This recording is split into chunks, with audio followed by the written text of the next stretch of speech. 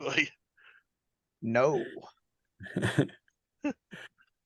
I'm going to require that you Joe's put that changed his that black mind. bar over my eyes.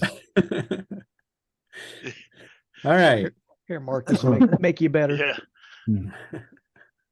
yeah. As hey, no fair. You gotta share. All right. So it is in the spring of the Third Age 3012. And during the spring of 3012. 3012, your company arrives at Rivendell and are greeted by Lord Elrond. It is comforting being in the sacred Elven hold. And while the party spends a week recovering from their mission in the Rhudaur, telling the tale to the elves within the sanctuary, the fellowship eventually breaks, with Milo heading south to the Swan Fleet and his home, while Armir journeys north to the High Pass and to the east. Dromer also leaves the Elven Hall soon after with Talisrit, the two returning to the Fellwood and the Crystalline Caves in hopes of doing further exploration for the purpose of eventually bringing the dwarves' kin from the Blue Mountains. And you will remember those caves from the last campaign, Joe, right? Where you fought one of the wights in there. Those are fun. Right. This leaves only Inzel and Caranthir in the care of the Elven Lord, and Caranthir seems more than comfortable to stay as time flows so differently for him, being immortal and all. Inzel, for her part, begins work on healing from the shadow that has infested her. She works almost daily with the Lady Arwen, and once a week takes supper with Lord Elrond in a private council to purge what shadow her week's work brought to the surface. So the summer passes into autumn, and before the snows begin to fall, Dromer and Talisrit return from their expedition with good news from the caves, and that Dromer intends to travel west in the spring to the Blue Mountains to collect the rest of his folk. As the winter passes, Caranthir joins Lord Elrond in helping to purge the shadow from Inzel, as he is the servant of the secret fire, and his eyes saw firsthand the light of the two trees. And for the first time in Inzel's memory, she finds some peace, and no dark dreams creep into her thoughts, nor is she plagued by the infighting and backstabbing of the Numenorian houses to the south. When Winter's Hold begins to break on the passes around the Enchanted Dell, Lord Elrond plans for a feast to celebrate Inzel's emergence from the shadow, and also to say goodbye to Dromer, who already chafes at having to stay so overly long in the Elven house. The night before the feast, however, sentries bring Aramir to the halls, and the ranger looking even more ragged than normal. The Lord Elrond calls for those close to the ranger to enter his private study, and this is the story that Armir tells. Is everyone ready? Could you give me the year one more time? Is it 312 or? It was 3012. Third Age, 3012, but now it's 13 because you've gone through the Okay. winter. So it's the spring of 3013. Gotcha. All right. I'm going to do an accent here. Are you ready for it? Good luck. Here I go. And Armir says, when I left you here at this wonderful house, near 2 years ago comes the autumn, I traveled the High Pass into the Vales of Anduin, and then took the Elven road through the greenwood. Many thanks I must lay at the feet of Talisrit for his guidance in the words of friendship he provided to Thranduil and his court. There I stayed a fortnight under the king's protection, but ever I felt some calling pulling me towards my homeland in Rhun. So I looked to take my leave of the Elf King's hospitality and moved on to Ergoroth and the Long Lake, finally catching a barge down the Selduin to traverse the open prairies of Rovaniel, but soon was turned back by the tidings of war among the river folk. Whispers had crossed Eregion that trouble brewed inside the Easterling clans, and masses of Orsmen were calling their war chiefs to some dark banner in the lands of Mordor.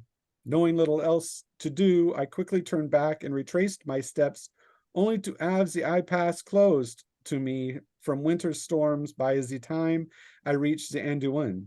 And so I waited among the mud-splattered settlements of the North Vale and hunted orcs with the Bjornings there until the passes opened less than 3 weeks ago. Still, when I journeyed up into those heights, I was hard-pressed as orcs and trolls guarded the pass in force, and I only just slipped through before I fear they are closed to travel for good. And so I am here, hoping that I might find some allies to help me through to my homeland before the full weight of the Easterlings might fall upon them.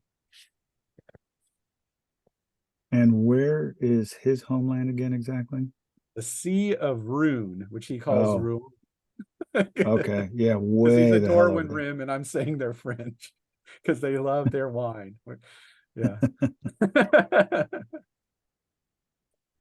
Dude, that's 1,000 miles on nothing to get there. Yeah, over those prairies. Yeah.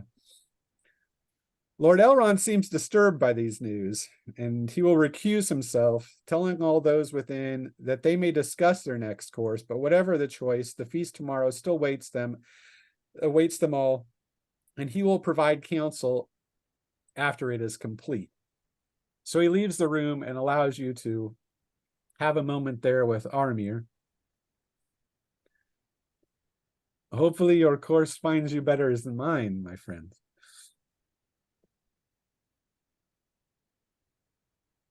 Well, eventually I would definitely want to help you back across to your homelands, if for no other reason than to just engage the Easterlings again. Have have you unsettled- history with these Easterlings? Yes, Lord we Campaign? we have unsettled business from a few ages ago. Ages. I offered them my hospitality and a place in my lands, and they betrayed me and all of my brothers. Unfortunate. Inzel's just gonna kind of turn away, like, it's awkward. She gets it. She's like, Yeah, you have no bloodlines with the Easterlings, but you certainly understand the no, betrayal. but she understands the betrayal of Yeah, Elf. yeah, she's got that. I am not there, correct? You are not, Milo. You're somewhere in the Swan Fleet at this particular moment. Yeah. Dormer's kind of pissed because he knows if you leave, he has nobody to drink with.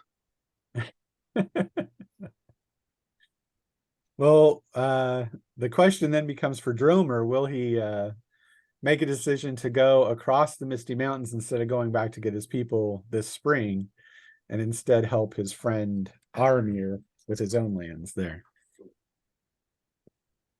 Well, nothing's foreseeably hurting his people. No, they're in the Blue Mountains. They're fine. Yeah, Yeah. they're safe. Well, my brother, I would go with you as long as we can take a couple casks of this fine ale we've been drinking. I am always up for the drink.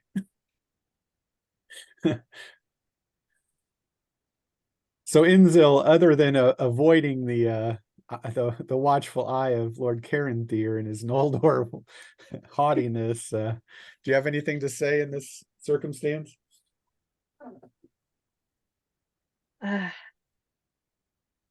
No, I think mostly she's a little concerned about going that way, knowing what's over there. But she's not going to leave these people who have helped her.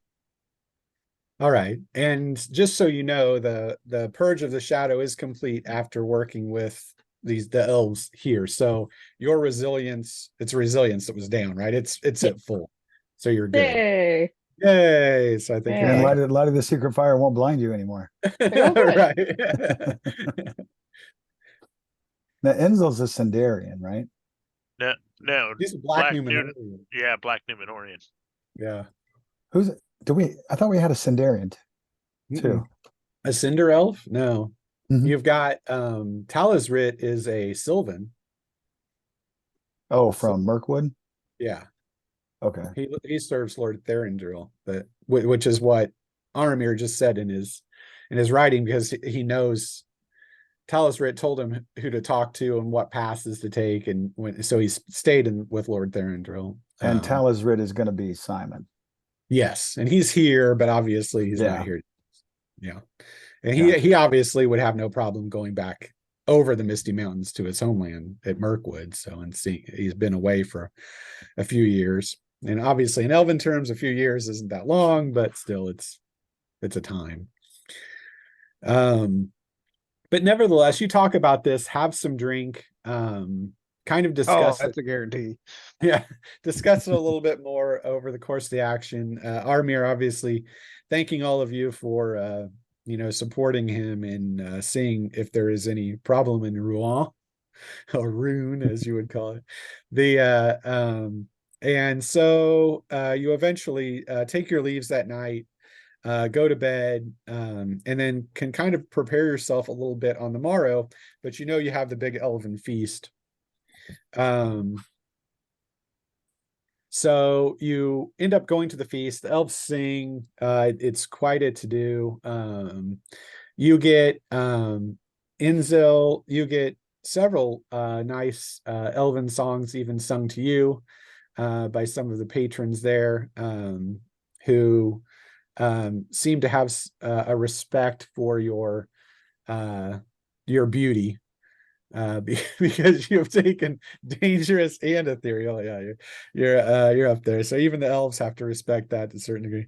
But nevertheless, more hair. Once the feast is over, you are called into the private study of Lord Elrond, and he will deliver the following. Thank you all for coming. Now, as I promised upon your arrival here, I will tell you of the breadth of the blades that you brought. And you each know that you carry the three, they're called the three princes. That would be one, Inzil carries one, Caranthir carries one, and Talisrit carries one. He takes a look at each, having you bring them up, and says, they were forged just before the dawning of the Third Age by the smith Seliphan III of Numenor for the first three children of Isildur, first High King of Arnor. This blade, the one with the ruby, who has the ruby? There you go, Inzil, is called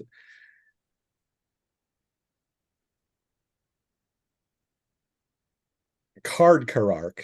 Very hard to say. The Flame Fang, and was the blade given to the prince Elendur upon his name day.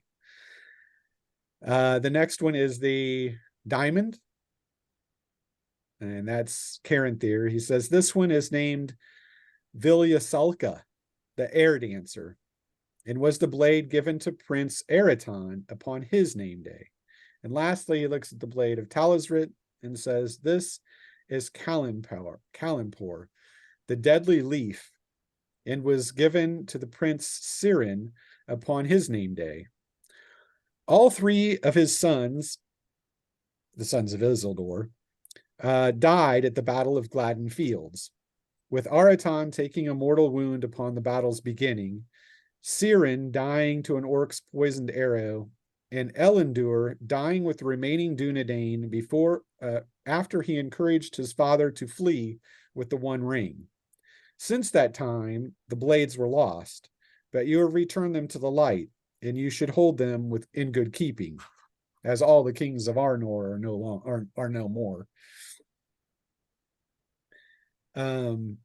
Now, as for the tidings from the east brought to us by the ranger Aramir, I have thought long on this news, having come to a single conclusion. What is happening in the east mirrors the darkness we see forming here in the north, and the power that returns to Angmar and even to Mordor. What plans are taking form I cannot say for certain, but they will come to no good for the free people of Middle-earth.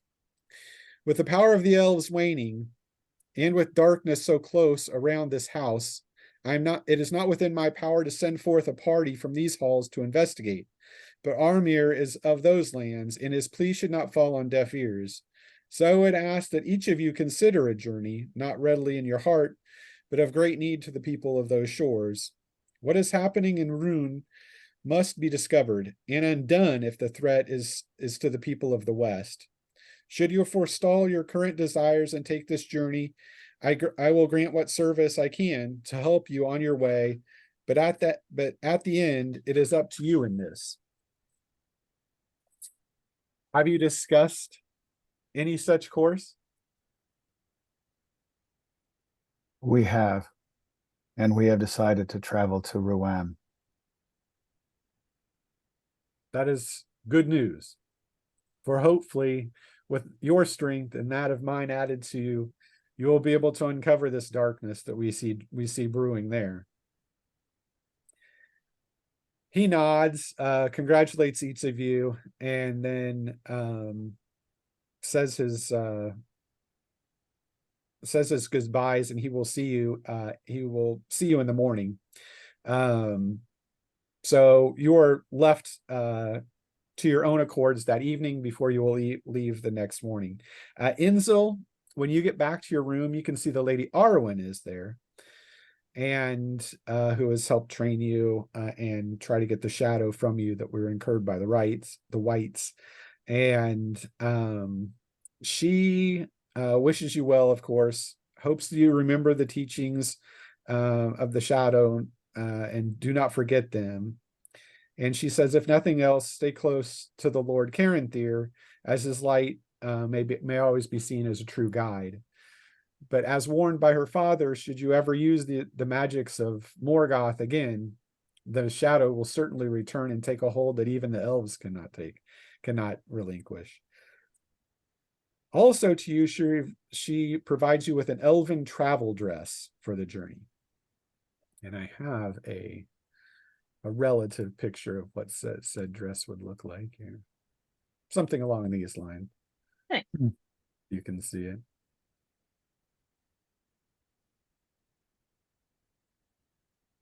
It's over now, so.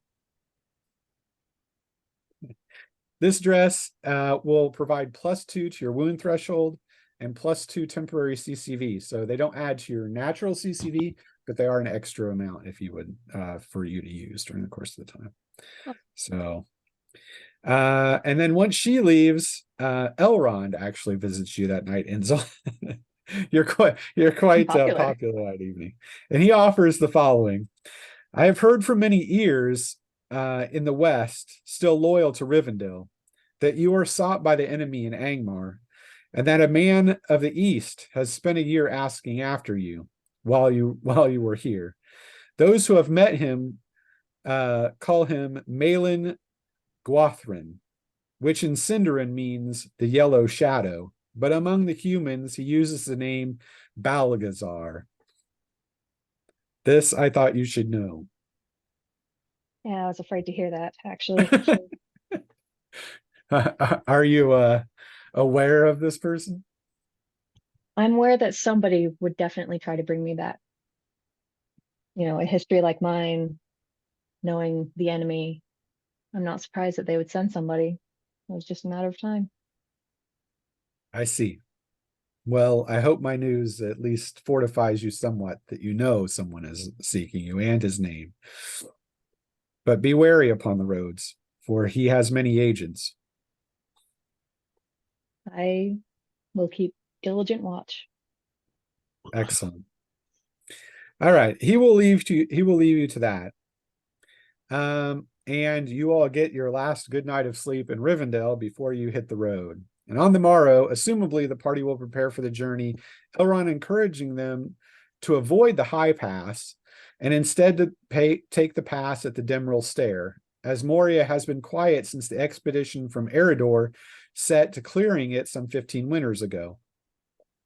That's the Lord Balin when he went from Eredor to retake Moria.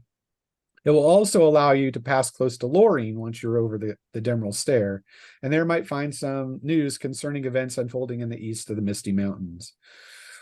To this, Talosrit says it's a good omen, suggesting that if you're going south, you should go through the Swan Fleet, therefore being able to visit Milo along your travel. Everyone is provided a month's worth of Elven rations, which are very light. The Limbus, the Elven Waybread, and Caranthir, you were given a Lord's Ring. It is +1 to your DT and +1 to your WT. Thank you. Talosrit is provided with a DT. sheaf of fine arrows, which obviously I won't need to say the stats for, but he'll get them. And Dromer, you are given an Elven Lantern.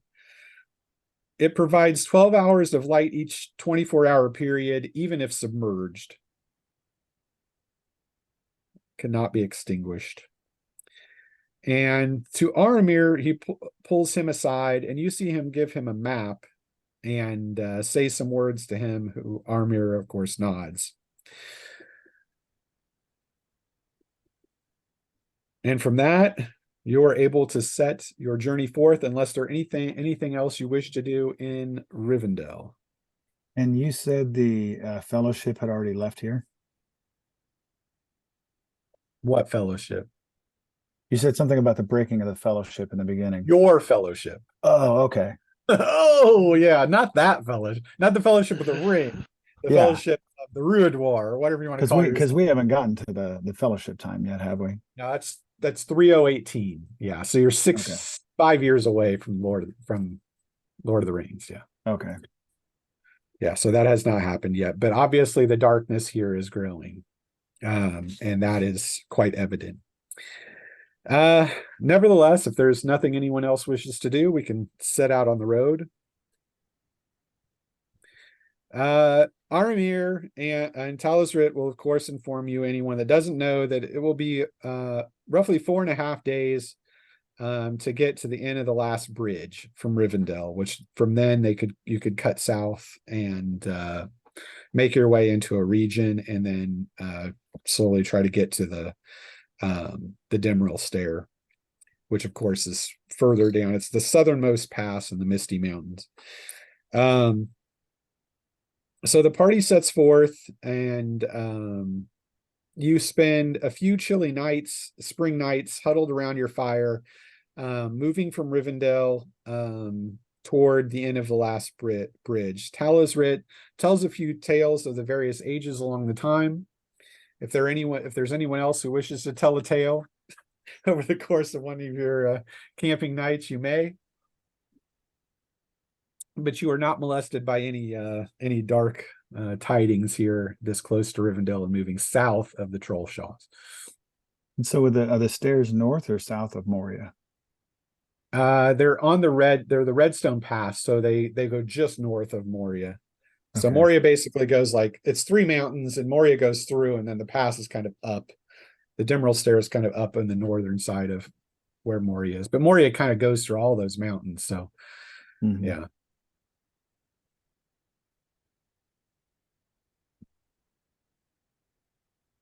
So nothing else to add? Not until we get to the stairs, at least for me. All right. And by late afternoon of the 4th day from Rivendell, you see the smoke coming from the chimney of the end of the last bridge. The end is owned by the Grum family, and you all look forward to seeing them, as they are sure to give you some good service for saving their youngest son 2 winters ago during a trouble up north, as they like to call it. At your approach of the door to the inn, you hear a familiar voice from inside, as Milo Underhill is regaling those inside with a tale of the siege of the Trithon Tower. Ledden, the boy you saved, has grown into a young man in those 2 years, and he sees you from the stables as he is stacking wood there, calling to you with a hearty wave and the words from inside, "Quiet down." Hey, Milo's back. Yay. I see, boy. Now get out of the way. You see him when you initially found him, he was probably 13 and now he's 15. So he's grown quite tall for one of the Northmen. Gangly. Getting a little A fuzz. little fuzz around his chin, yeah. But he seems quite happy to see each of you, and thanks you all again for saving him from the trolls 2 winters ago. But upon entry to the inn, those few folk gathered, mostly looking like traders moving between Tharbad and Bree, all watch Inzel with wide eyes and hushed whispers. And within 20 minutes of your entry, however, 2 trappers, by their look, exit the inn with some haste after paying their bill. But nevertheless, Friends, come join my table. and you see It's that, been long since we have seen each other. and you are surprised to see him here because you assumed he'd be in the Swan Fleet, which is much further south down the river. Oh, my friend, it is good to see you. What brings you so far north? We were looking to visit you in your own town, says Armir. I had some business up here. Some trade with some merchants. I This is see. my want now. Using your wealth acquired in Rhudaur, huh? Of course. Why don't you use some of that wealth to get us some food and drinks in? I already have some at the table waiting for it. I knew I liked you, boy. And Caranther sneak back out the front and see where these 2 trappers are heading in haste? Do you have stealth? I do. Then yes. But since everyone seems so enraptured by Inzel showing up, I can and just kind of take sneak your eyes out. off her, that yeah, you can You're try to just gonna stealthily slip maybe, out. Yeah, just distract everybody else, Put my hair with the black Numenorian likes to impress the commoners. So yeah, go ahead and roll. Is this one of those contested rolls or just a straight roll? It is not, because you're trying to move Okay. out. I got a Just 7 and I got a 9. All right, so you slip out as everyone else is gathering around the table to have their food. You can see the Grum mother. She comes over, obviously putting down more food than you guys should have. It could, because of course she's treating you for the saving of her son. And Thank helping God, you I don't know how these elves eat this crap. And nevertheless, so that begins going on there. Everyone else takes a seat, and Caranther, yeah, you can move outside. Once you get outside, you can make an awareness roll. Okay. Yep, with a 7. All right, you take a look around, and you do not see them. Once they moved out, they must have not gone to the stable. You can see that Ledin is still outside if you wanted to question him, because he would have been out there when they left. But obviously there are trees and such around this area. If they just skipped out on a beating a path quickly, they could have gotten somewhere to see them easily. Yeah. I'll ask Ledin if he saw the 2 trappers leave in haste, and if he did, which way they went. Indeed, sir, they did. They left in some haste, almost at a run toward the north woods. So He they points. didn't grab their horses or anything? They had no horses, sir. Hmm. Mostly hillmen. They said they were trapping lions here. I assumed that then they'd found many old spots well regaled with game. Probably those used by the dwarf Dromer when he used to trap the area before he left. Bastards using my lines. Have you seen these 2 particular trappers before? Are they common here? I can't say that I have, sir, but we get so many through. Yes, of course. It is the end of the last bridge, after all. But most trade comes from Tharbad to Bree, north to south. Most don't go into the wood. Still, the Trollshaws are not to be taken lightly. You're a good boy, Levin. Thank you. All right, Now go And back to the inn. you can go back in. All right, you can see Karen Thayer shows up. Not sure where he was, as you're all enjoying a pint. They come in pints. I'm getting one. Drummer's probably on a third already. Drummer's probably on a keg. What are you talking about? They just tapped it at the table right next to him. I always picture him with one of those little mini kegs, like on the Yep. back of his shoulders, walking around. Inzel's gonna kind of lean over to Karen Thayer and like, what's up? What was that about? Did you see the two trappers leave in haste when we first walked in? Yes.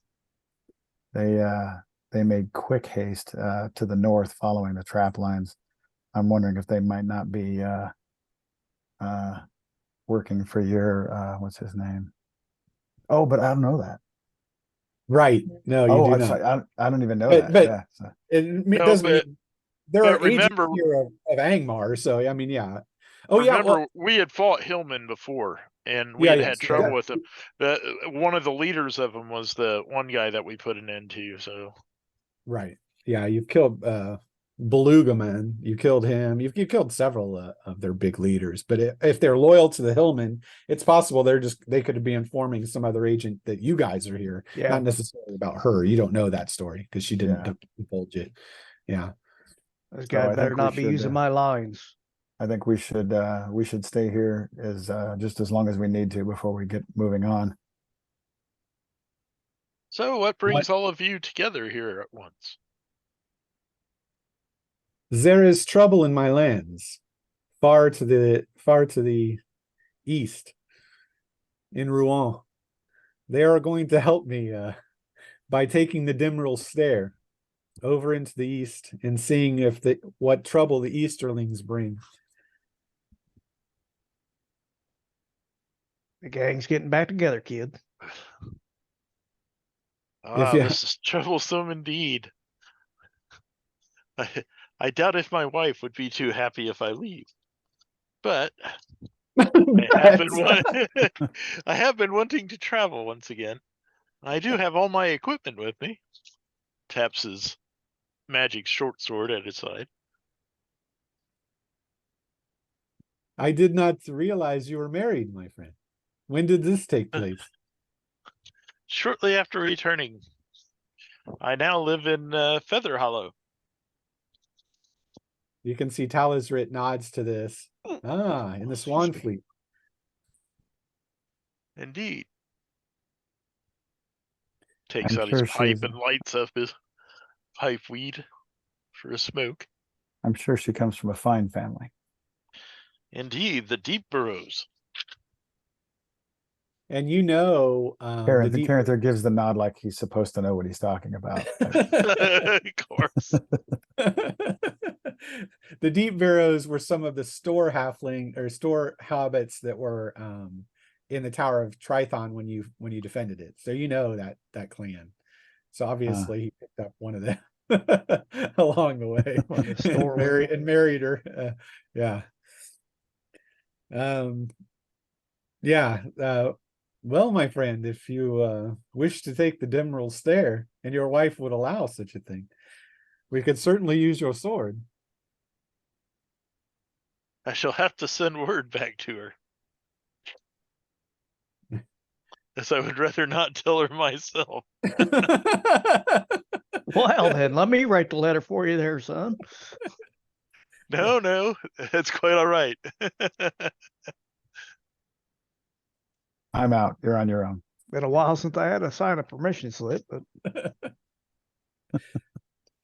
All right.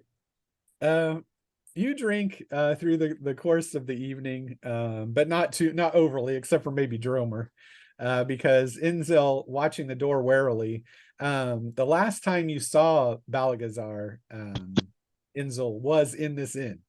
Hmm. Yeah, and that was Mhm. with Armir and Milo, who the three of you threw him down basically, and he got it. He had to beat haste when his men died here. But yeah, so he knows this place. So yeah, it's a little bit it chafes you a bit, and you're ready to leave by morning, probably early, just as the sun rises. You break your fast and say your goodbyes to the Grum family, who are sorry to see you leave so quickly, hoping you would have stayed a while.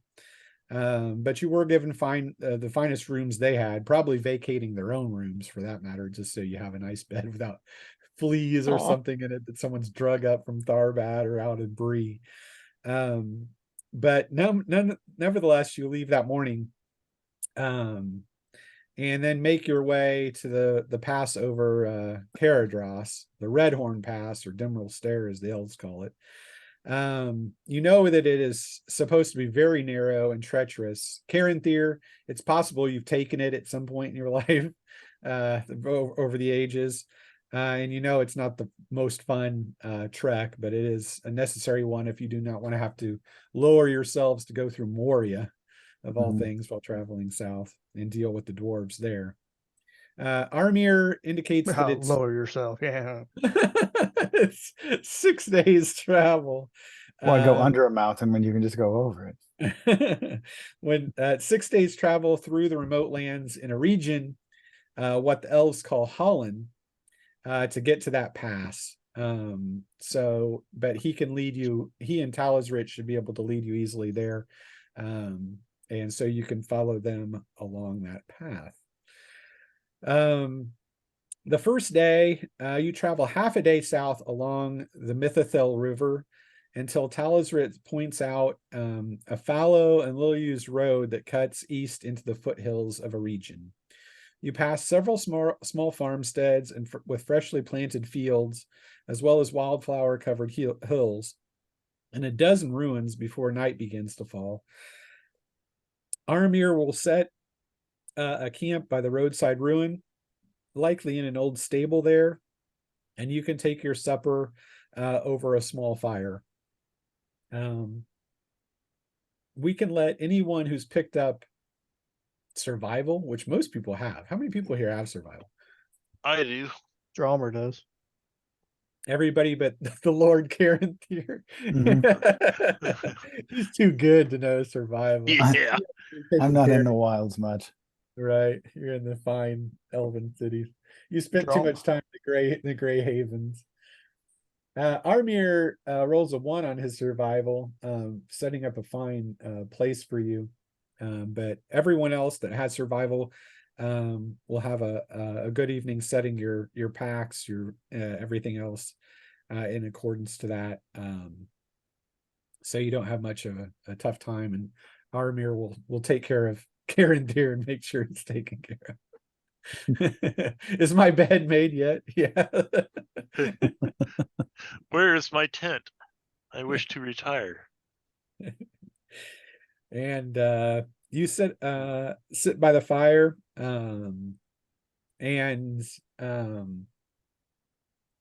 but you've made no other views that day of anything concerning Hillman, which is nice, and you're moving south away from the Trollshaws, which is also good. Any further stories here anyone wishes to tell over the course of this night after the events that happened at the end? Not really. For me, anyways. All right. No. Tell you you're about the only one that's had anything big news, being married and any little ones on the way. I have a son and another on the way. He's been busy. Wow, and you're willing to leave. Move quite fast for a little man. like freaking rabbits. Must rebuild the Underhill family. You do me The great name of my service. father, Mongo, son. You do me great service, Milo, to leave the younglings and travel so far east. I had no idea. I feel for you, my friend. I haven't seen my family in many, many years. As I said, the wanderlust had overcome me. And what of you, Inzil? Do you remember the inn at the last bridge and who we fought there? Yes. Not sure I'm ready to speak on it yet, though. Do you believe he might still seek you? Yes, I do. The people who seek me are tenacious. We beat him once and his followers. Should be easy to beat him again. One would hope. I don't know what everybody sees there, lass. You don't have any hair on your chin or nothing else. I don't know what everybody sees. I just don't understand. Who knows? I don't know. Well, perhaps once we've taken the Dimril stare, your troubles with them will disappear. One can hope. All right, you all bed in for the evening then. And again, don't have any issues that night. Setting a small watch, probably Talazrit and Armor will take watches that evening. They're used to it. Damn elves don't sleep on- anyway. Right. Yeah, Talazrit Mhm. doesn't. Karen Theer doesn't either, but he might just to commune with, I don't know. Just to prove he's better than the rest of us. I'll do the MERP. I'm just closing my eyes. I'm listening. He's meditating. All right. The next day, the road Murph closed eyes. The next day, the road twists through low rolling hills, many topped with stands of newly budding maples and ash. The sounds of birds play in your ears, and the sun is warm and bright. Around a bend, atop a grassy hillock, a walled town comes into view. With a tower keep at one end and a strong stone gate barring further travel along the road. At your approach, two men with spears and polished helms take notice, and a gaggle of dirty children are ushered inside by a whiskered elderly woman. There you go, Jeff. Now there's a good-looking woman.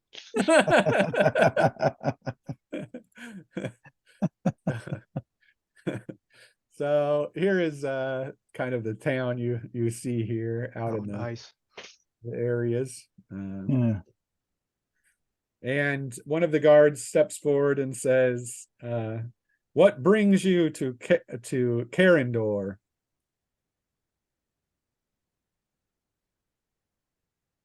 Oh, so Mainly we're food and drink. Says Grumples the dwarf. Is Carinthier stepping? Is he the voice of this party, since he's so noble, or not? We are simply passing through, good sir. Yeah. They look you over, but obviously you look like a strange crew, but not evil in any fashion. Be well then, and make no trouble. You'll find drink at the home flagon, and a bed in the Ornulial Inn. And they allow you to pass through. Thank you, Watchman. Into a small little town. Nice. Looks like we're in Hogsmeade. Yeah, with the castle in the background. Mm-hmm. All right. The town within is made of mostly dark woods, and the streets are muddy and unflagged for the most part. Dwellings line the main road inside, and a sign marking several adjoining buildings indicated by a frothy mug, likely the flagon. Hardscrabble women and bearded men watch you as you pass, none making any sign of greeting, but all eyes follow Inzil, and many whisper and point without being able to control themselves. I just think I might need to start wearing a hood. Yeah, you're going to have to put that cloak up at some point, because you can draw eyes everywhere you go. That's what that's doing. Sure do. I'll smile and wave at everyone in my happy hobbit. Yeah, Oh, look at all Carinthi's these always got his people. hood up. They love you. Let's This get is all our for you, right? Of course. Everyone loves a hobbit. It's a parade for the Hobbit. Let's get our room so we can get our drink and our food. I agree, good sir. Are the You can- two not connected? The inn and No, the Ornulial Inn is further down the street, and the Flagon is closer to the gate. So you would have to go past the Flagon to get to the inn if you want to purchase rooms there, beforehand, and then go back to the Right. tavern. Your choice.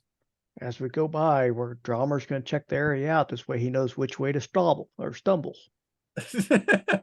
well, if you want to get started, good sir, I can go on ahead and get the rooms and No, meet you I back need to there. know my path.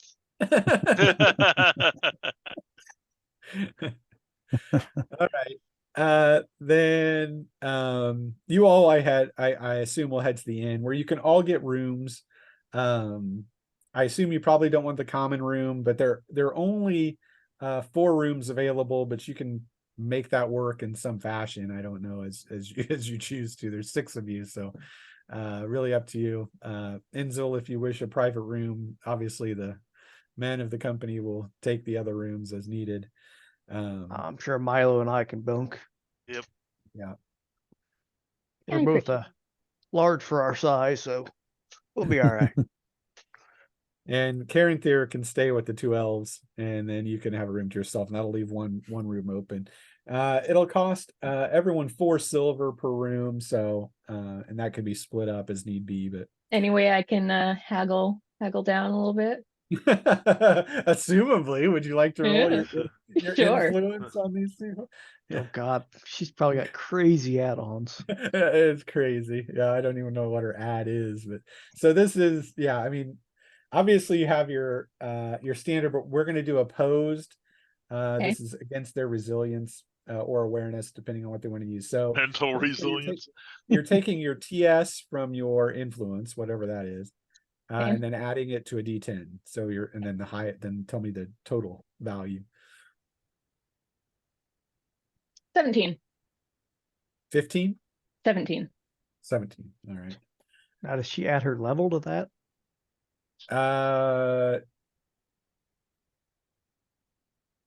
It's opposed, yeah. Old they opposed add- was on for opposed, level. you do add your level. So you add 7 to it, so 24. you're 24, yeah.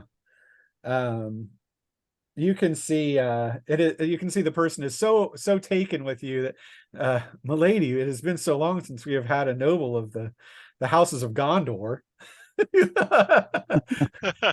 why don't you take the room, let us bestow the room upon you for free. Oh, I appreciate it. Thank you so much. You do us a service by staying here. I will tell I'm everybody sure of your in- kindness.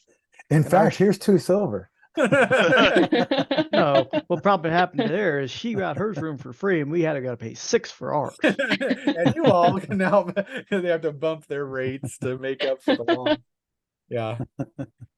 Nevertheless, you are able to secure rooms very easily. She gets hers for free. I paid for ours too, so Oh, okay. Yeah, I've got and- money, so it don't matter.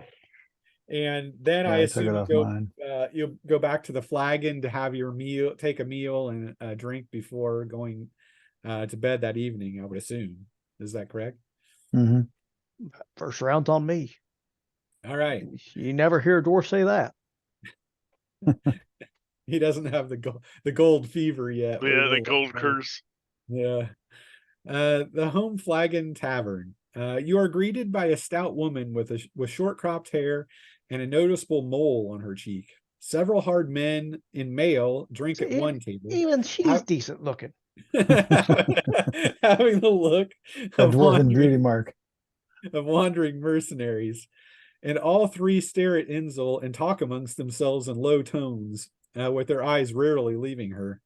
Otherwise, the place holds a half dozen local men drinking at the bar or at a single table. A boy, no more than 15 winters, moves between the 2 groups of men at the tables, keeping their orders filled, with a few insults hurled at him for his poor service, while the woman at the bar tends to serve those. So you can take a table, sit at the bar, do as you wish. I'll wave the boy over. Yeah. Yes, sir. Now, if you serve us first, you'll get a bigger tip. You Thank screw you, up. sir. You screw up. I take that tip away. He's the worst. You're the worst. The person nobody ever wants as a Just server. remember. You threaten your tip before you've even served. Yeah. Just keep his flagon full and he won't know the difference. Hey, don't Pat tell the him boy on that. his shoulder. Damn it, Yeah. Milo. You That know was- you'll be happy if your flagon's full. Yeah. You can see the mailed men continue to talk amongst themselves as you were there, but they whatever words that they're saying they keep to themselves for the most part. But their eyes do tend to linger at your table. But just the conglomeration of having a couple elves there, a dwarf, and and Hobbit. even a hobbit seems to keep them at bay. Okay. It's just odd. Probably staring It's at my odd hammer. company. They're gonna have stories for weeks. Sounds like the start of a joke. Yeah, two elves, a dwarf, and a store hobbit, a bar. So you're talking and having your meal when a man comes in. You can see he's dressed finer than the standard locals would look, but nothing overtly regal in any fashion. And he comes up to your table and introduces himself as Kolb, the marshal of the keep of Danos and the Danos family. What brings you to our fine town? Warm We food are and a drink. This just much I passing can through. see, Master Dwarf. We are just passing through, good sir. He introduces himself as the marshal of the keep. Yes. Does this town have a keep? Do we see one? Yeah, there was a small keep that's on the initial. Remember the It's- castle you guys pointed out? Oh, yeah, okay. it was a two-towered keep. Yeah, I mean it's basically two towers with It's the thing. small. It's not a. Yeah, it's not like a fortress or anything. Obviously, this is a fairly small town, probably less than 200 people in it, but it is Mhm. walled. So that means you're traveling east. We're still going south for a while, aren't we? Well, if you're traveling the road, you're going east through Eregion. So yeah, I mean, We're traveling the direction we're going. That's where we're going. Yes, well, of late we've had some dark tidings from the Eastwood, a stretch of heavy forest that runs the length of the Ornulial Valley between Kendor and the town of Dispar and Elnost Keep there. The Eastwood has always been problematic, and the 20 miles of road that ran through it between the two keeps is always overrun. Recently, however, the Lord Danos has contracted a family of dwarves to clear the road and rebuild it against natural incursions, of which were many. The dwarves created a small camp on Dolden Hill and had been working on the road the past year, but over the past few weeks, all sightings of the dwarves have ceased. And since you are passing east anyway, and likely taking that road, for there is no other, the Lord Danos has requested that I ask you to look out for the dwarves' camp, and then report your findings to Lord Elnost in Dispar when you emerge on the far side, if you would not mind. Sure. Just because you see a dwarf coming in town, you think I'm supposed to go watch over the other dwarfs. And we're just looking for word of their whereabouts. Hopefully nothing has befallen them.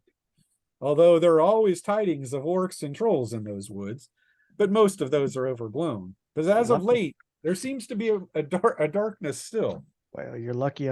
I love my kin, so you're lucky there. Word of traveler certainly travels fast, doesn't it? We just barely arrived and we're already getting contracted for work. You can see he blushes a bit. Well, milady, tales of you have traveled quite quickly through the town, if I do say so myself. I see. They say a Put my Dunedain, hood on a little bit tighter. a High Lady Dunedain of Gondor is in town. Yep, definitely that. Excuse me while I go hit on the better looking woman over there.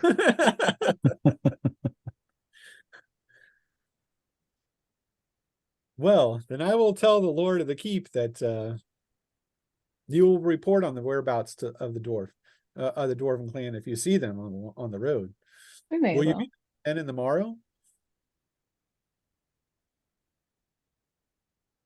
I believe so. I don't think we intend to stay here for too long. I don't think we plan on staying. Nope. Yeah, just passing through and going on. Very well. Then I will leave you to your sup. Milady, he bows deeply. Marshall, Should you need anything, again, my name is Kolb. I will remember that. Drummer see him leave. Yeah, he leaves. He'll curtsy. Sir, Marshall. Such lovely manners you have. I know. I could take a page out of your book.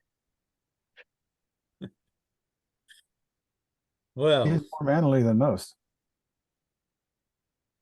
Yeah. Joe, Dromer, we'll let you make a mental check -2 for me, if you could. Yeah. Just a straight roll. Nope. All right. Then no problems there. You can see the men in their mail end up leaving after another couple hours. You finish your meal. Nothing else of particular interest happens this evening. You can go back to the inn to take your rest. You're provided the keys to your rooms and can take a rest as you like. But nothing happens over the course of that night. And you are awoken early by Armir in the morning as he is looking to travel.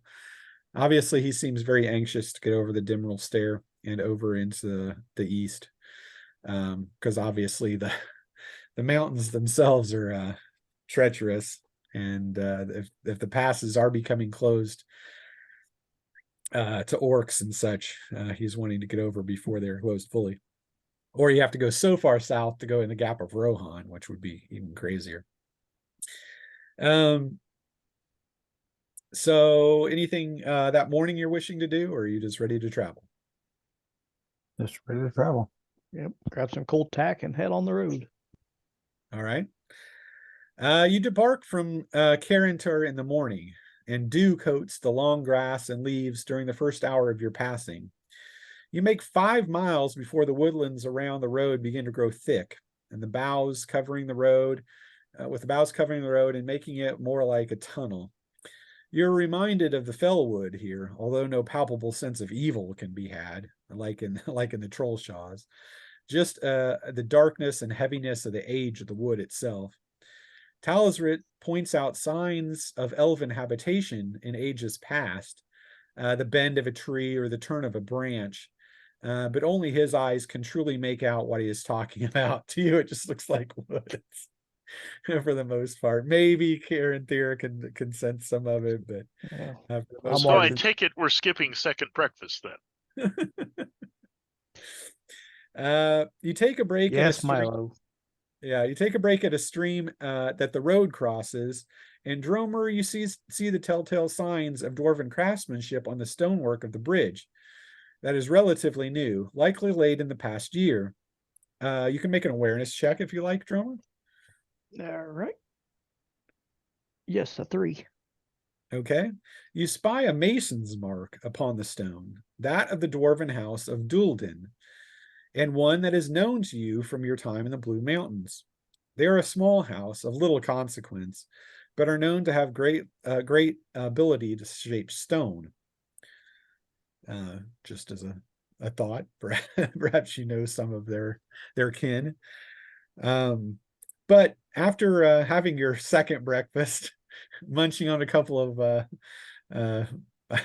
this early in the season, probably no apples, but whatever tack you have and some whey bread, you move forward, and an hour later you see the rise of a rise of cleared meadows that move northwest off the covered path of the road, where the forest itself gives way. And atop a hill is a polished round of dark stone that catches the midday sun and gleams in that light.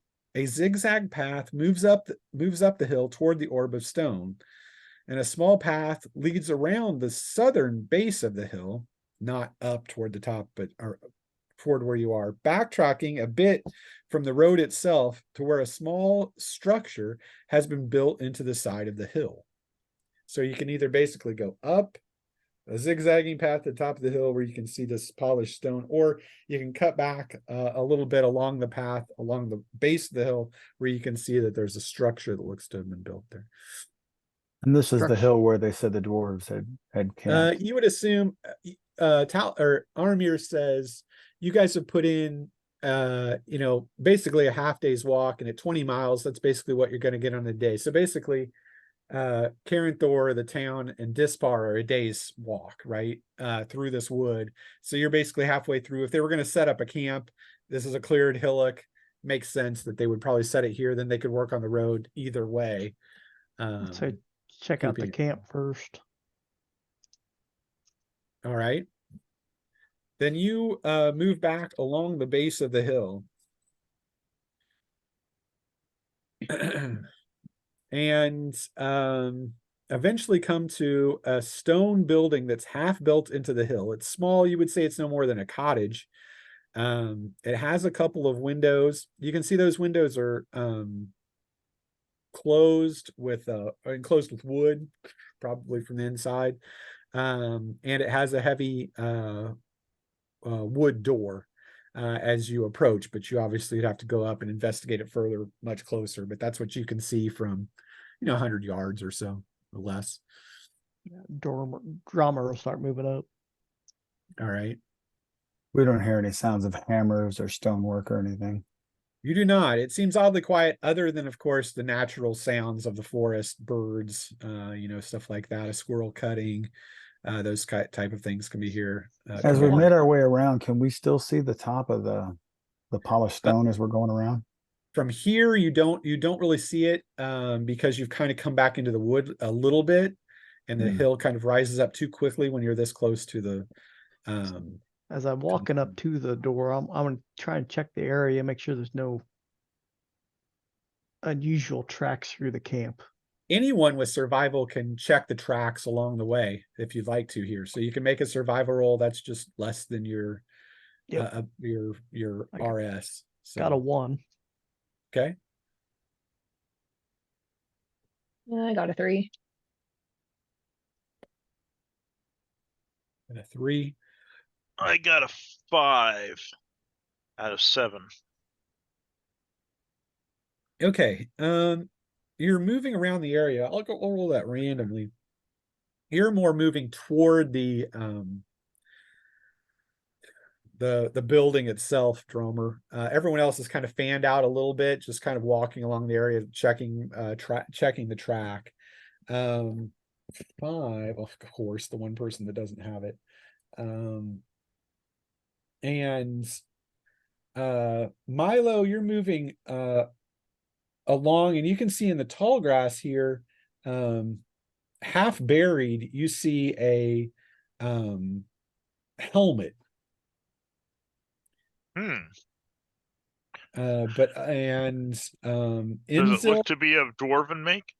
It does not. Infill, as you're moving along, you're close to Armir, and both of you detect track that you would say are mixed between boot and feet. Both of them give an indicator of goblins. Sometimes goblins wear boots, sometimes they don't, depending on how they feel that day or what they have available. So Concerning.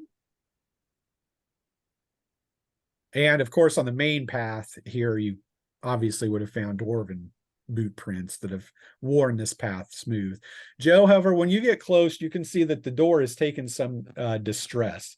It looks to have been hacked probably by an axe or something.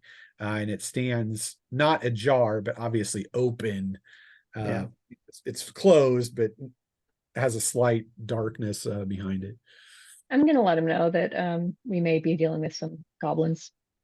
Feel like if there's some damage to the door, we might want to know that there was danger around here at some point. All right, lass. I'll pull my battle axe and then, in the other hand, pull the lantern out. Okay, nice. Aldra Arm Villa yourself. Salka. Yeah, you guys will pull your blades, I assume. And everyone will arm themselves. What are you doing about the helmet, Milo? I'm gonna try and pull it up. Okay, you can, I mean, it takes you a couple jerks, but you can pull it out of the ground. You feel like it's probably been here a while. It looks fine made. You can see there's some a couple symbols on the inside, but not something that you can readily make out. Must be, it's in a language that you don't speak, Milo. Friend Elf, You're not- come take a look at this. It's a little vague. Which elf do you mean? Got a Right, couple to pick from there are there. two. I'm looking at you. Probably Karen there. Here and there. Okay, I'll take a look at it. You can see that it is in I think it's called Arthaic, which is the Numenorian language. Oh wow. And what you can make from it, assumingly you speak that, I think you would, and so would Enzel for that matter, but it looks to be the name of a company. So probably this is a helmet from a Dunedain or a Numenorian company at some point in the past that was lost or deposited here for some reason. But it is a good quality helmet and has resisted the elements because of craftsmanship or whatever magics relate upon it. But yeah, so it's a. I shall offer it to Enzo. I'll take it and examine it. Yeah, you can see you make out the same markings as well and can see this. You would attribute it to actually something that might be Corsair in its make. And I would the know that company, immediately. yeah, and the company would probably be south of Gondor, somebody that would have had it in that particular time. But yeah, it's still a pretty good human-sized helm. Some of the interior work would need to be patched up Repaired. to make it, feasible, because although the metal is intact, some of the leather on the inside is not. So you would probably need to get some work on it, but it's still a fine helm. And just so you know, so we don't have to go back to it, if you ever do repair it or wear it, it's +1 wound threshold. So if you do happen to wear it. Might be a nice way to keep your fair visage covered even in battle. True enough. Potentially, might need that. Yeah, no man am I. You can pull that off. Pull an Eowyn before Eowyn pulls an Eowyn.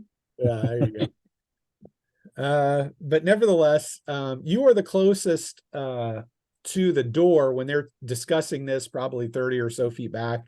Make an awareness check, Dromer. 2, yes. You definitely get this some conflicting smells from the inside. Something has been burned, not peat or wood, and you do get the odor that you would attribute to probably the stench of goblin. Smells like goblins here. Foul goblins. Ready Where are all the yourself, dwarves? friends. Then you all can, do you wish to move inside? Drummer will. All right. Everyone else, I guess, will back him up. You've got the lantern, so you can light the inside. You can see a little light spills in from the windows where the slits between the wood that's holding that's been closed in on the door. But nevertheless, here you can see it opens up into a singular room. There are a couple of chests that have been broken up on the inside, and some various I guess decorations, probably a couple seats, maybe a cabinet that's also been tumbled down and broken apart by axes.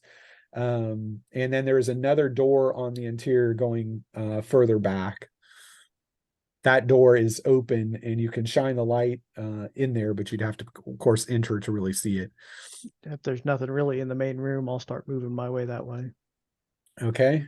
You slip into the next room. You can see that there are 4 beds within here, a couple of chests, those broken as well, a desk that's been crushed, and a fireplace. You can see at the fireplace there are various pieces of paper that are scattered around of it around the fireplace. Most of them have been burned to some degree. Some of them could be relatively intact, but you'd have to take a look. Nobody in here though. No. And there is one other door in here. That door would lead further into the hill. I'll take a look at the paper. Okay. See if it's a journal or if it's just kind of like a schematic of some sort. You can see that there are various writings upon it. Most of them look to be the journaling of either work on the exterior on the road, some kind of delving or tunneling on the inside, daily tally sheets of mineral or rock moved, stuff like that. And again, those are all partially burned, but you see there's another one that is written that's only partially there, and from what you can make out of it, and it's in dwarven hand as well, so you can read it. It indicates that it basically has the following: the stone, this is all you get from it. The stone there is refined and smooth, as though placed in a block within some other chamber. We intend to strike onward, seeing what lies on the far side. Sounds like they ran into a ore they're not really sure of. The dwarves, they delve too deep and too greedily. Yeah. Found something I don't think they should have. And there's another door that leads into the hill. Yes. Does this door look like it's been touched? It's definitely, no, it doesn't. It's not been hacked or anything. It's just there. Yeah. It's open to some degree, probably 2 inches. Open up the rest of the place. Aren't there suggest before we go, digging into the hill itself, that we go back out and go to the top of this hill to see what we can see, because it might give us a perspective to see, are there any campfires, within visual range, or Okay. because we don't know that the dwarves aren't out working somewhere too. So True. If their camp was this hacked up, I got a feeling the dwarves are dead. Something has obviously been here and destroyed much of their work. I will close this door. Is there a lock on it at all? No, the exterior door and the first interior door have all been hacked. Okay. So I'll close this door so we can go look at the other one. So, because you want to take the zigzagging path up the hill. That's what Carrot there wants to do, yeah. To survey the area first and to see what this weird shining thing is. Is that okay with Inzil and Milo? Yep. Sure. Okay. All right. You take the path up the hill, feeling quite exposed as you do so because of the bright sun of the day and forest languishing all around the hill. But you make it up to the top unmolested anyway. When you get about halfway up the zigzag, you can see that there's a small fire that has been lit here, probably some kind of half-ass camp, if you had to say. You get the same sense of boots and clawed feet. And you would say the coals are dead, but not completely without warmth. So something has been burned here. Like a half a day. Yeah, something like that. Maybe last night. And they still hold a little bit of warmth underneath the ash. So you would say goblins or something has been camping along the hill line here, or the zigzag path. When you get to the top, you can see that you take quite a marvel at this, Dromer, at the polished dark stone that has been created in almost a globe on the top of the hill. Incredibly smooth, again polished, and you would attribute this to things that you've heard about the dwarves of that clan, that they were, again, great masters of stone. Why they've done this, it's fairly difficult to tell, but you can't get a grip on it, and it's quite large. So if somebody could be on top of it, they could have a great view of the hill, but you don't know how the hell you get up there. It's like slippery, like it's. Yeah. How tall is it? About 20-25 feet. God. Yeah, it's good size. Have Aramir toss the Milo up, but that's all. That's That pause. Not tossing the dwarf today. that's a little too far. A hobbitapult. Is there any Yeah, try and find out what happens, Elf. is any maker marks on the in or around this area? You can make an awareness check and take a look. That's a 2. Yes, you do find their mark lower on one of these stone on one of the stone flags. They did make this. Yeah. Is this a communication device, Master What Dwarf? purpose is this? Very difficult to say. Not that I know of. Because it's just a big orb, right? Yeah. Stone orb. It's not movable. No, not that it's stone. It looks like it's not going to move. You can, from the far side of this, you can see the hill drops away into the woods as well. And down into the tree line there, you can see another a zigzagging path and another small building, very similar to the one that you saw on the other, that you just went through. And no orb down there. No orb down there, just a building. The orb's only. You want to go down and check that one out? Well, we still got one more room in this one we're dealing with. So can we sort of triangulate from the top? Like, so the new building, like if it's this way, is the old building down to this side? Is it down to that side? Or I mean, it's tough to say because it's a hill, so they're basically across the hill from each other. If Dromer, being a dwarf, if he had to say, he would say that they're probably both bunk buildings with access through the hill. Dwarves are very known to dig through the hill, so and then they could have whatever they've dug.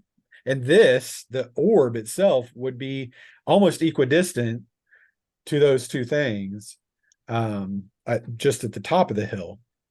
So if he's spitballing it, maybe you can come up inside the orb, maybe getting up on top of it, and then you could have a full view of the hill. The dwarf's going to come right up through the.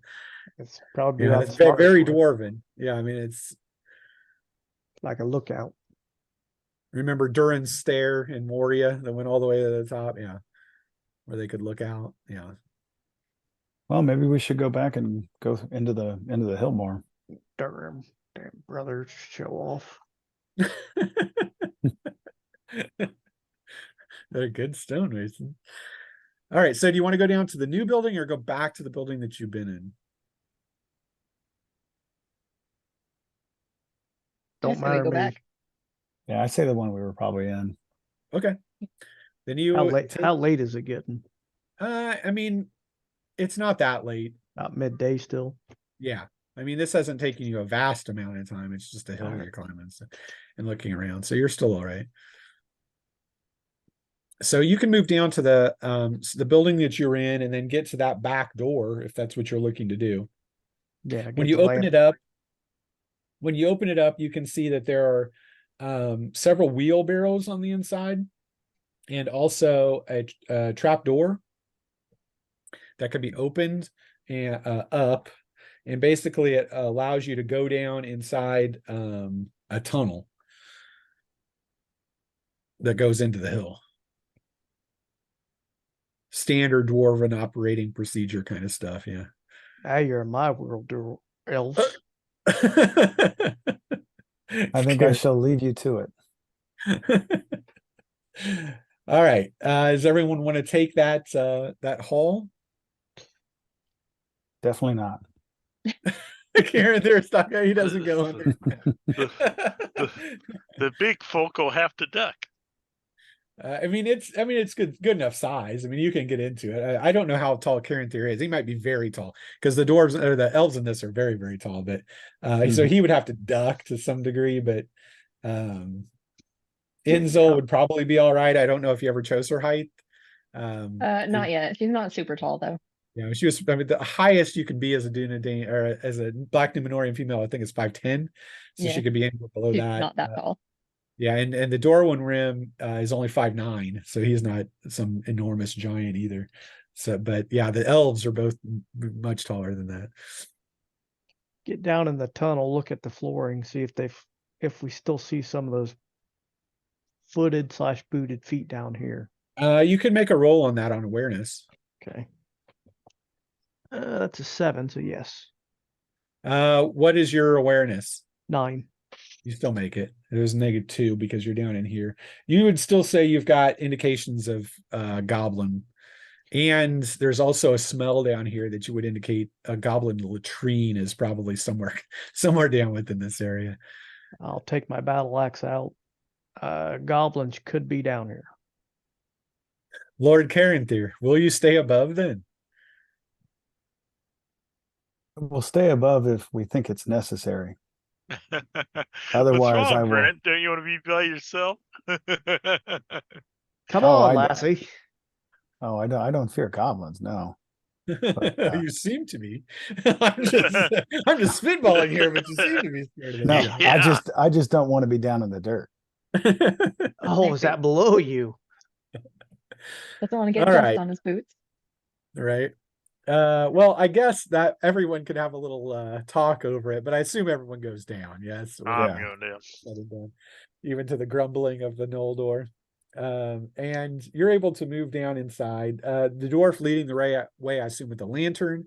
Since Insel, you could always cast light if you chose to, but if he's got a lantern, Yeah, You he's don't got a have- lantern. I see no reason to. yeah. And Carinthier will be at the end, like watching what's coming behind them. Okay. You move through a fairly I mean, it might have some curve to it, but a fairly straight corridor that opens into a long shaft, probably about 25 feet wide. And you definitely get the smell of goblin when you get in here. And you can see as you move up, you begin to hear the black speech of goblins cursing amongst themselves and asking what is with the light, basically, if you know black speech. And you hear the clang of weaponry and stuff being prepared in the march of clawed or shod feet moving up the corridor towards you. In the light of the lantern, you can see that there are 8 goblins moving up. Oh, it's go time. He's been waiting for this. He's in his element. Yeah. All right, so we'll do a knit for everyone. Good God.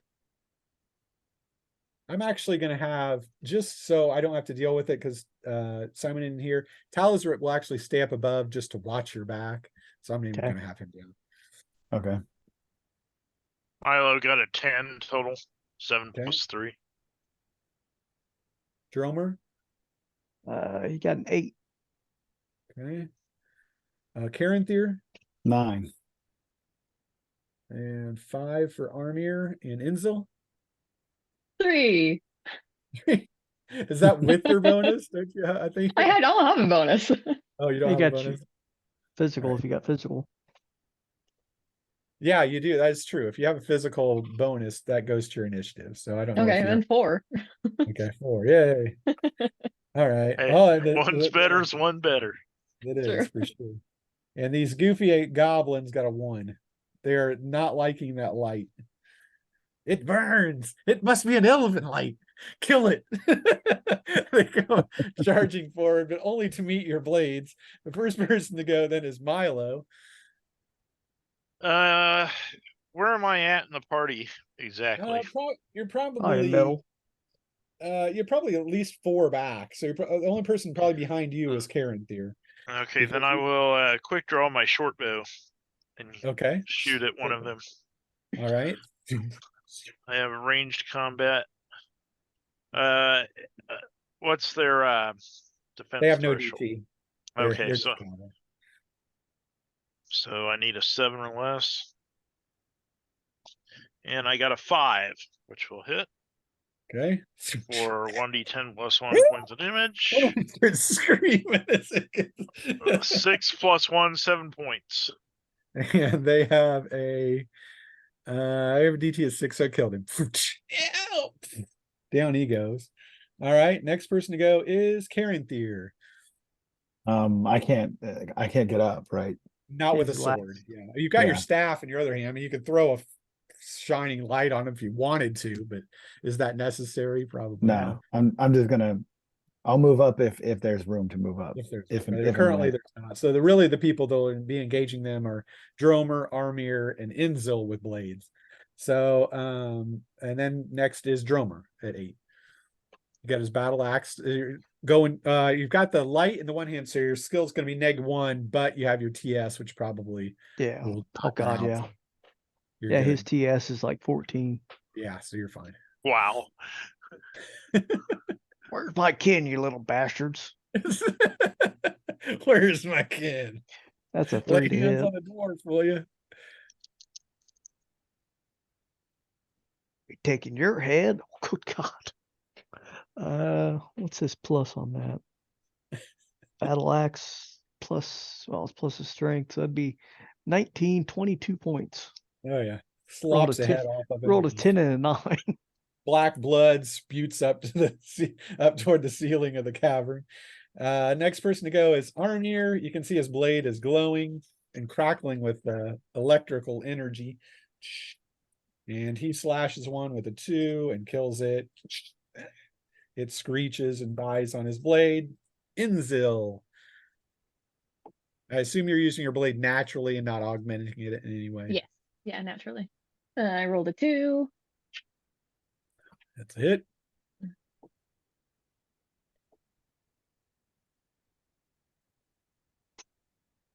They have 14. magic blades.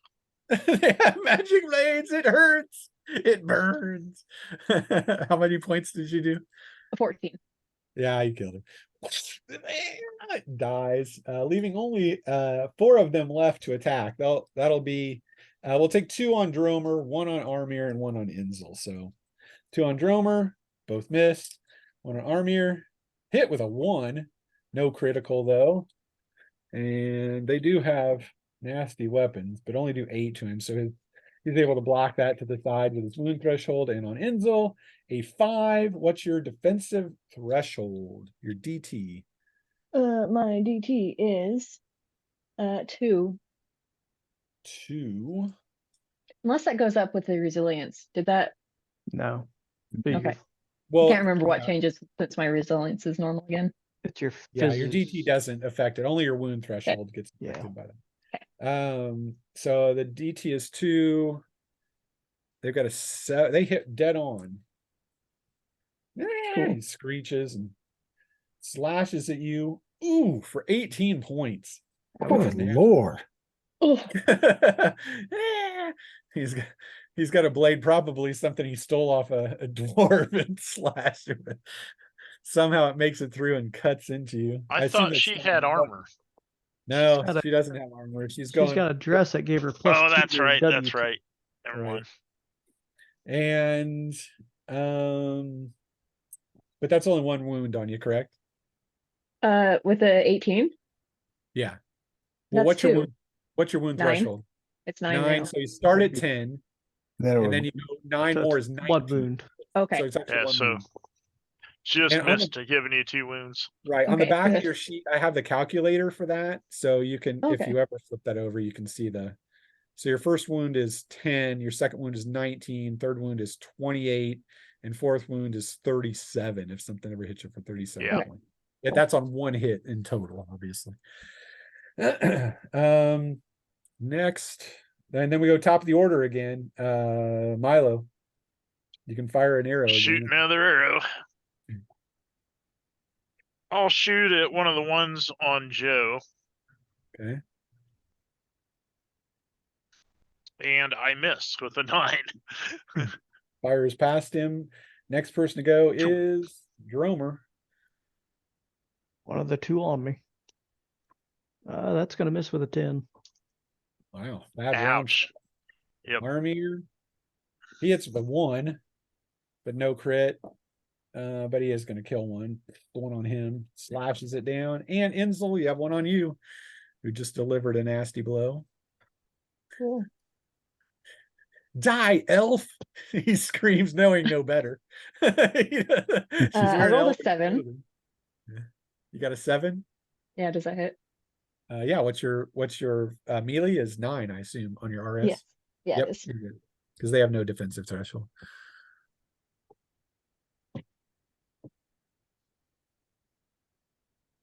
$14. 14 killed him.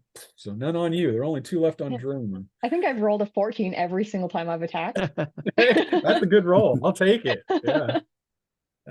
Next, so they both go against Dromer, getting an 8 and a 5, so they both missed. And then we'll go back to the top of the order again, Milo. Wow. Already, huh? Yep, that's fast. That's why I'll we call try it and do the fast. same. That'll be a 4, which should hit. Yep. 1d10 plus 1, 9 plus 1, 10 points. Down he goes. All right. Next one Drummer. is Dromer. That'll hit with an 8. Okay. And then 14, 17. Yeah, 17 points. Killed him. The latrine area of this cavern is done. You have forestalled it there. You can continue to move forward if you choose to. Yep. Carefully. Are you all right? Are you all right, my lady? Asks Armir. I'm all right. I'll feel better later. Yeah, Karen there didn't even get touched. He'll be fine. All right, you move forward, keeping the lantern before you as you move along the hall. You can see you're checking the stonework as you go. You can see this main tunnel shows some age to it, as if they've been moving through it for certainly a few months. You can see a couple offshoots that look to be test tunnels, probably looking for ore. Some of them newer, some of them not. But eventually you see one that looks newer than most, and it twists away from you longer than a standard test tunnel would be. Or you can continue forward along the path. You're assuming that forward path probably is taking you somewhere toward the far side of the hill. Most likely this one's taking us to the other Oh, shack. Yeah, it may But take us to the other shack. this one's where they're digging. You want to go down here or you want to continue? They did would- indicate that they have found something, although we do not know what it is. All right, then. It turns and moves. All right. You move down this hall. At the end of a rough-hewn passage, obviously utilized by the dwarves in their mining endeavors, there is an opening into darkness. A smooth-cut stone slab looks to have sealed the end of this run at one point. and it is obvious that the dwarves utilized their tools to crack that slab, as pieces of it have fallen into a room beyond. At your approach, a cold feeling sweeps over you. Everyone needs to make a mental save -2. Ooh, That's not good. I need a 5 or less. I made it 2, so I'm good. Armir's Good. good. Woo, 1. I only need a 3 or less. so I 5 got a 1. exactly. Nice. Enzil. I rolled a 7 Okay, and I assume you have a 9 probably because you're for mental. resilient. Yeah. I have a 12 on mental. Well, the max it can be is 9, but yeah, 9, Oh, yeah. then yeah, 9. you're yeah. good. So everyone made it, but you do feel a chill here. So you can easily move forward. You can see the light of the lantern wavers a bit, but does cut through the darkness as it moves inside. Well, Bend that's down not a- good. Bend down and grab a piece of this rock or whatever it is. Kind of look at it, see what if I can recognize it. You would say that the work on this stone is not dwarven. Like the goblins got in here. Goblins Yeah. wouldn't make Is smooth. Is it They would crude make or some is it stone. It's really smooth. well made? Oh, Very well made. that is you not goblin work right there. Karen, in theory, you can make an awareness if he's holding it up in his light. I can probably. I can handle it back to him. Yeah, with a 4. Yeah, that's definitely Elven. Elven Yeah. stonecraft. Since when it's elven's better at stone. I didn't say it was better. I said it was a good stone. Although it still frustrates me that whatever. When Durin had his hammer and he that he took from who forged the rings, Celebrimbor, when he took his hammer and then he tried to destroy it and he couldn't destroy it and he brought it back to Celebrimbor after having it for a year. And Celebrimbor, of course, he had bet him that he couldn't hurt his hammer. And so he comes back and is just super pissed and like, here, take the hammer. I couldn't destroy it. And Celebrimbor is, of course, all all haughty. And he looks at it and it's scored along the fleshing. And he was just stunned that he couldn't believe he did score it. Like he didn't think he could hurt it at all, but he had hurt it. That's a funny story. Yeah. Anyway. All right. But you would say it's Elven work, yeah. This is definitely Elven work. Can I tell? Like No, what it's yeah, you know. I mean, but It's remember, Elven style. you're in the land of Eregion, which is Holland in the elves. So elves used to live here long ages ago.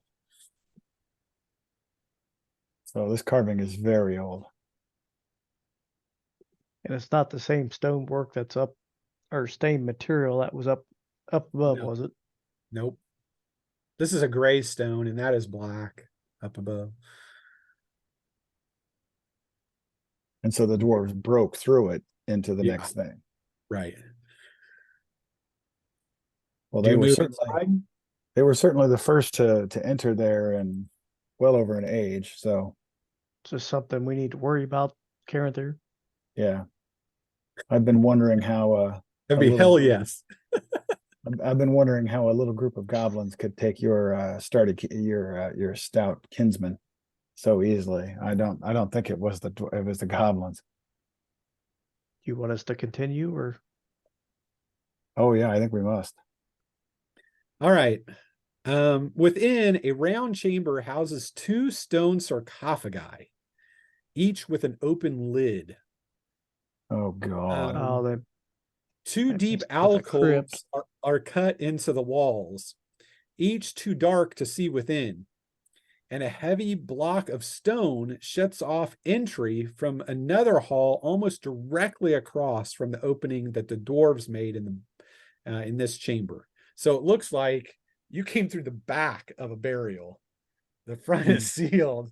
It has been for ages, but they broke in the back of it, not knowing what the hell it was. Your light reveals the twisted bodies of a number of dwarves that lay around one of the stone sarcophagi, and the smell of oil from a shattered lantern is heavy in the air, along with the sick smell of old blood. Here we go with the wights again. There's nothing in both sarcophagi are open and there's nothing in them. You'd have to check. You can just see the bodies around one of the sarcophagi. You'd have to move in Wow. and look inside to see. Well, I'm smarter than my kin, so I'm not going up there. But Karen here, the keeper of the secret flame, will walk in. Yeah. I say we Um, patch up this wall and get the hell out of here. But there's no sign of goblins in here. No. Oh, they're smarter than us. Do you think Although you you could would be quite distressed to see your kin lying dead there. You'd probably want to investigate them or at least retrieve their bodies. How long does I- it seem they've been dead for? Can we tell? With the light of the lantern, very hard to tell. Can I cast light and make it lighter? Yeah. Okay, I'll do that. All right. Make a casting check. I think you got 9 or less, so you should be easy going on that one. Wow, 9. All right. Made it. You can see you incant and a light source will come forth. The light has to be on an item. So you'd have to put it on your blade or something like that. And you could hold it out to try to get more light in there.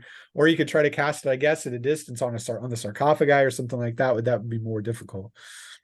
Do I have like a piece of jewelry or a brooch or anything? Cast that on a stone and throw it in. Yeah, Yeah, probably. cast it on a stone. Just Yeah, a something piece of throwable that the I floor. can. Yeah, you could on one of the pieces of stone, toss it in. It slides across the floor and hits one of the bodies. From then, I'm not going to make anybody make an awareness. You would say it's probably been maybe a week or two, but it's hard to tell because you're in an enclosed chamber that is definitely cold. You can just feel the cold coming out of it. But as soon as the light goes in there and hits one of the bodies, you can see flowing from one of the alcoves comes a misty form of a man in a tattered tabard and gleaming chainmail and carrying a blade that blazes with unholy green vapor. His skeletal mouth flies open as if to Holy, it's scream, a wight. but no sound is forthcoming as he raises his weapon and charges into your party. It will be an God damn it, initiative. not again. He's ethereal, you said? No, you wouldn't say he's ethereal, Oh. but mists are coming off of him. Obviously he is a wight, you would think, and not a Okay. blood wight, not a vampire, but a white wight. Yeah. So we'll go. Who we got? Milo first, I guess. Okay, Milo gets a 7 + 3 is 10 again. Okay. Dromer. 11. Okay. Karen Thier. 2. Surprised. Oh my god. The keeper of the secret flame is in shock. 11 for Armir. And Inzil? 6. 6. Got it. All right. Okay. And the white ends up getting a 9. All right. So first person to go is Dromer. What's your initiative bonus? 5. Jeez Louise. You go first. Yeah, he's got +3 from his strength. He's actually going to quick draw his warhammer because it's magical. Yep. I figured that might be important. And then he's going to push this round Oh, he screams. with a 2, so that should hit him. Yeah, it does. He's got a DT of 4, but yeah. This is +5. So 8 and 4 is 12, 17 points. 17 points, eh? It is a magic weapon, so you can see it hits. Greenish vapor comes off of him, and he screeches. A chilling sound indeed. Armir goes in to help you out, taking a shot at him as well, and he misses with a 7. You can see blocks that his blade aside. It casts little shards of lightning all over the place as it hits. But he blocks it with his greenish blade. The next person to go is Milo. Who will quick draw his magic short sword. Okay. And what's their DT? 4.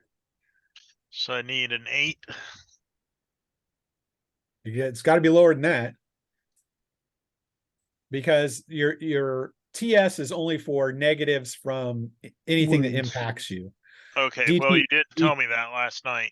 Right. You Sorry. need DT. need a 5 or yeah, less. DT. Yeah. So it's what your RS Yeah, is. 9. So 5 or less. I'm gonna push. Okay. I got a 4, which will hit. Nice. Okay. And so I do 2d10 plus 3. I do 4. And 8 is 12 plus 3 is 15 points. Good hit. Okay. Your blade bites into him as well. He screeches another time. And then I believe it's his attack. And they're Armir, Milo, and Dromer are all up on him. So he's going to get an attack on each of you. So we'll go He's got Armir. whirlwind. Yeah, he does. Inzel's happy she's not up there yet. So on Armor, he misses with a 10. On Milo, he hits with a 2. Yeah, that'll definitely hit. And he is 2d10. 14. That's 1 wound. And you need to make a physical save -3 or lose a point of resilience. Of course. So 9 minus 3 is 6 or less, and I got a 4, so You're good. I'm fine. And another 2, that's on Dromer. So Dromer is going to take 22 points. And you need to make a physical save -3. As it drives you back, whirling around. You can see greenish That's a vapor 2, so I goes made all over that. the floor. It screeches chillingly. Did you make it, Dromer? Yes, I made it with the 2. Okay. Then it is Inzil. Do you want to wade in against this horrible creature? Are you Oh, putting gosh. anything in your blade? That's an interesting thought. I think Need I'm to just get my gonna go hands in. on some magic arrows. Yeah, I think I'm just gonna go in with the blade, not the fire. Okay. Well, I rolled a 9. So you missed. Very She much swings missed. it. He blocks you out of the way, screeches one more time. And then Karen Thier at 2. This should be entertaining. I'm going to blast him with the secret fire. Secret fire. I am a keeper of the secret fire. Oh, here we go again. Vile white. Take this. Ooh, a 1, so it's free. It's free. Nice. I've cast that thing twice and I've gotten it free both times. You are a keeper of the secret fire, I guess. All right. So your damage on that is it depends on what you're doing. You didn't call it beforehand. It's either light, medium, or heavy. You can cast it at any of them. Oh, I'm doing a heavy. Oh, okay. So which means you don't get to attack next round, but you do heavy. Yeah, I'm fine with that. Okay. So 3d10 on 11 it. and 9, just 20 points. You do wound him. And that Creature of is darkness. that is the secret fire. So he's going to make a saving throw against it. And he missed it with a 10. So you do an extra wound. So you did 2. Nice. As your cleansing fire hits him and he screeches. Obviously super mad now. So we go back to top of the order. Dromer, you pushed, so you're Yep. out. Armir did not push, so he can go. That was on a 1. A 2, though, I do hit. And does 1 wound. Still got him. Screeches again. Next person goes Milo. He pushed. I pushed. Then it is his again. So he's got 1 against all of you except for Karen Thier, who's back holding up his staff to try to stop him. So be against Aramir. He gets a 5. That hits. Woo! He's what, negative 23 points. -2 now, isn't he? Well, he's got PS too. Yeah, so wounds aren't going to affect him. Faded creatures as much. Next person to go is against Milo. He misses with a 10. Against Dromer, he hits with a 2 again. And 10 Dromer too. takes 16 points. The one wound. And against Inzil, a 3. Hits her for 16, 21. Oh. Oh, That's 2. that's 2. That's 2. Slashes the Numenorian back, screeching one more time. And then Oh it yeah, goes to Inzel, she's retreating. She's moving back. she stumbles back. So it's your attack, Inzel. Are you getting out of the range of his whirlwind? Oh Or yeah, you- I'm I'm out. moving out of the way. She falls back beside Karen Thier. You It's can like see Brent's dwarf cleric. throw a I'm out. rock. she wants no more of that. The next is so then it is Karen Thier again. Well, he pushed, so he's out. Yeah. Steady yourself, my So lady. back to the top of the order. Drummer, you can go again. Yep, he's gonna push again. Okay. Foul creature. That is a 5, so that should hit. Yep. Unless your wounds have done it. Well, no, you've already TS'd, so you're good. Yeah, I'm way above that. Was that 7 and 5 is 12 plus 5, 17 points. It's a wound. God, how many wounds does this guy have? A lot. Next person to go is Armir. Nope, he missed with a 6. Next person to go is Milo. I am not going to push this time, Okay. but I am going to attack. Need a 5 or less. And I got a 2, which will hit. It Damn it, I does. should have pushed. D10 plus 3. Take this. For the Uh, Swan Fleet. 7 points, probably not enough to do anything. No, you can see his mail turns it to the side. Shing. Foul Then- creature. Then it is his again. Uh-oh. Go against Armir, hits him. And doesn't do enough damage to get through his mail. Milo. Ooh, it's a 1. Ooh, it's a 3. That's Oh, not no. good. Yeah, so his critical is going to be plus 2d10. The 7. Yeah. Ooh, Holy mother of Milo's mother. gonna fate that. I 19, 27, 30, Yeah, Milo's gonna be fating that. 37 points. That wouldn't kill me, but it would put the hurt on me something major. I got a 3. No, I get to roll it, remember? Oh, that's right. You use the stupid little electronic thing. Go ahead. It's just for those. So let's see if I can find my die roller. I should have had it up. There it is. Come on, 1. Well, that's my D6. I don't need a D6. Nope. Dice. Oh, sorry. No, D6 will work. It'll be fine. Right. Here it is.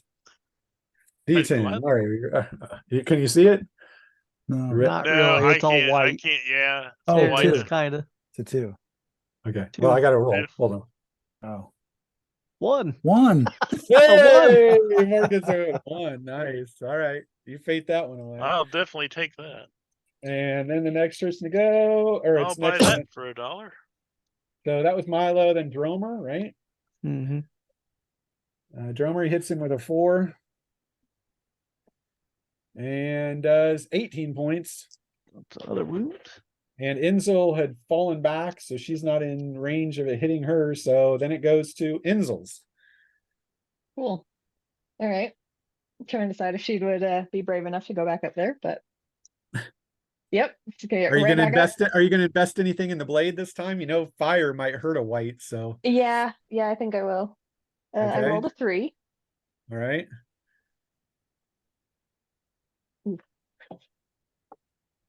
Oof. I rolled two ones.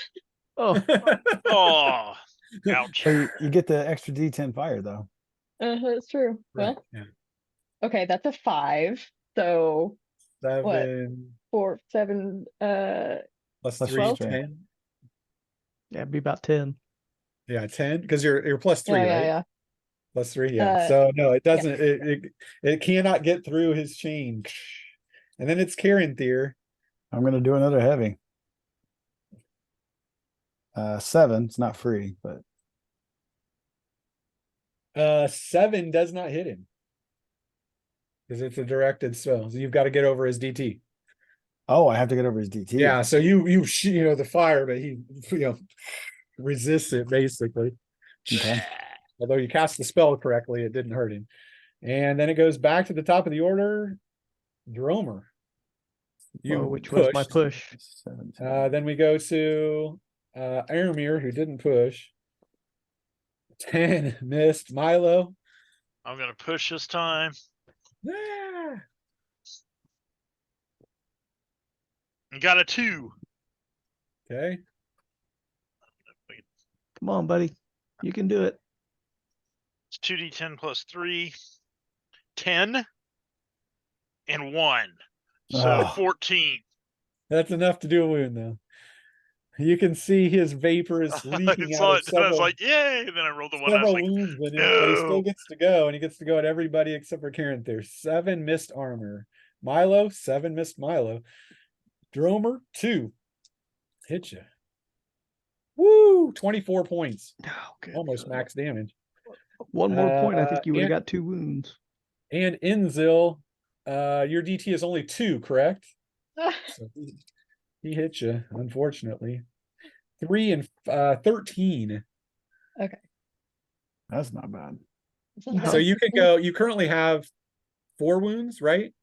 3, I think. Well, you got No, 3. everybody Everyone has should 4. have, everyone should at least have 4. Okay, yeah. Then yeah, I have 4. Okay, so he took, and that's your 4th wound. You took Yeah. 1, then 2, then 4. Yeah, Yes. so you're 4. Yeah. So a 5th one is when you are out. So you're Okay. you're about as bad as you can be. I am not feeling good. Right, but you can see he's still vaporous and crazed too, but you did not push last time, so you could still attack because you're the next person to go. I think I'm gonna smite. Let's see what that does for me. Okay. So you're gonna use smite as your, and you're gonna do light, medium, or heavy. Oh, Which is, if you use the heavy, you won't be able to attack this round. If you use a Right. medium or light, you can basically add 2 more to your damage. let's do a medium. Okay. So roll your casting. I rolled a 5. Okay. So now you're basically at +2. So on damage. Okay. Oh. And you have to try to hit him. 5 would hit, wouldn't it? That was her No, casting. that's mark. that was Oh, to cast the smite on her blade. So Oh, okay. okay. I see what you're Yeah. saying. right. 3. So you Nice. hit. So you're 2d10 plus 5.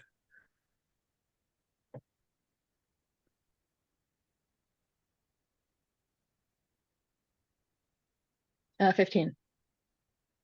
All right, you can see you drive the old Numenorian blade into him, and he screeches, and you can see there's a powerful wave of dark energy that comes out of him, and then the body just collapses as the sword still gleams or still steams with green energy.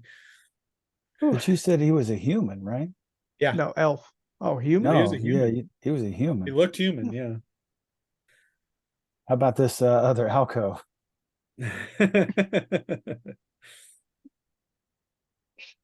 Well, have a look. you I'm don't- hurting pretty good. Yeah. Yeah, you can shine the light around as you like. You don't see anything else coming out of the alcoves, however. But you do Can see that pick up my rock and throw it. there are 2 stone slabs in each alcove. Both of them look to have a body of some type on them, and there's a body in one of the sarcophagi, and then of course there's the body that's now out of the sarcophagi that's laying there. On the floor beneath the bodies of the dwarves, you can see that there's a catalog of the family of the last king of Eregion, Dakar the Fourth, and his wife Namari, his son Ricor, and his daughter Agreus. They were, and then it lists also here in the hand, in Elven hand, they were friends of the elves of Holland, and and the elves laid the family in this tomb before it was sealed for good. But the other body's undisturbed then. Yes. So only one succumbed to whatever corruption turned it into a wight here, but Well, and so the it's other- him and his wife that are here. yeah, we and the assume? two sarcophagi, and then the prince and the princess are actually laid in the alcoves. So Prince got into some bad juju. Something came in and did it to him, probably. Right.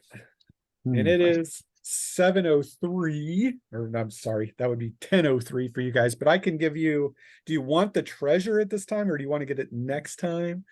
It's up to you. I can do either one. If it's a lot, let's just get it next time.